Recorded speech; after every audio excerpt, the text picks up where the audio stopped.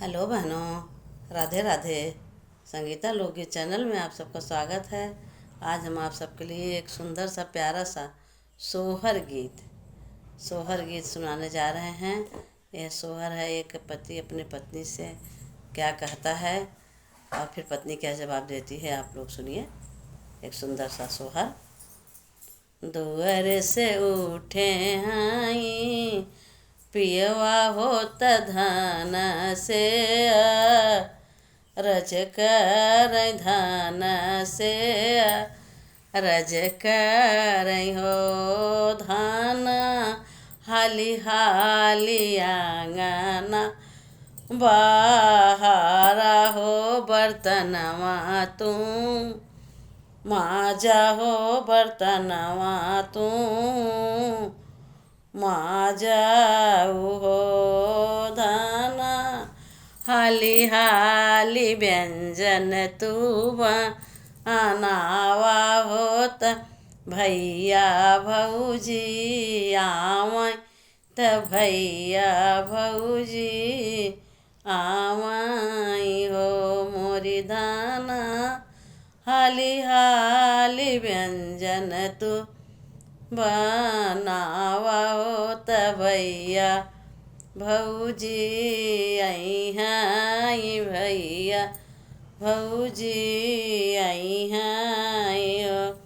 हमारा त घोड़ावा पिराई हो त मुड़वा, धामा कई हो त मुड़वा, धामा कई हो मोरे पिया, हमारे त चढ़लवा बोखरवा, हम कैसे के बनाई, हम कैसे के बनाई हो।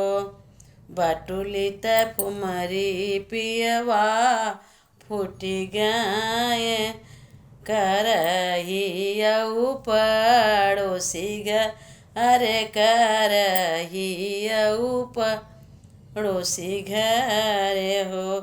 ओ पिया हमारा त पिया, हम कैसे भोजना बनाई, त भैया भौजी आई हैं, भैया भौजी खई हैं हो।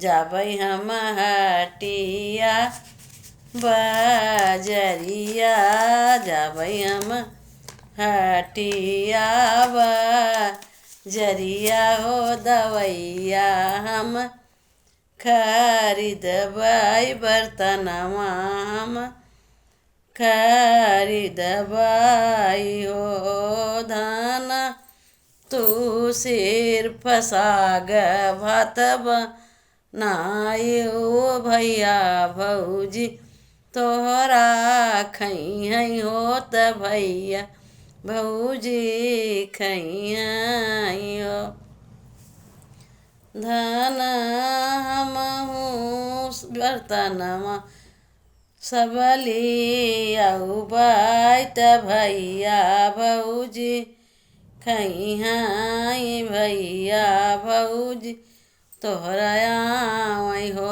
हाली हाली आंगना बाहर बाई बर्तनवा हम मजबाई, बर्तनवा हम मजबाई हो मोरे पिया, हमारा त उतरल बोखरवा, व्यंजन सब हम बनौबै त भैया हमारा खई हैं, त भैया भौजी खई हैं खई हैं। तोहरा त घोड़वा पिराई बोखरवा, तोहरे होई त मुड़वा, तोहरा धमकाई हो धाना, तोहरे त नाही हो सचेत व्यंजन तुझिनि बनावा व्यंजन तुझिनि बनावा